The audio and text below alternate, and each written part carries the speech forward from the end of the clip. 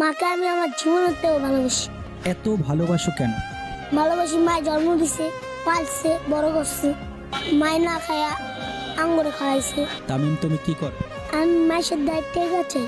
মানুষের কাছে কেন টাকা চাও? পড়াশোনা করো? আগে মাদ্রাসায় পড়তাম। বাবার কথা মনে পড়লে কেমন লাগে? শরীরটা খারাপ খারাপ লাগে। মা কি করে? মা হাড়ের সমস্যা। সংসার কিভাবে চলে? আমরা টেকা তুললে মার হাতে দিই। প্রতিদিন কত টাকা তুলতে পারো? 100 200 দিলে মার হাতে দিই। এই 200 টাকা দিয়ে কি ভালো খাওয়া যায়?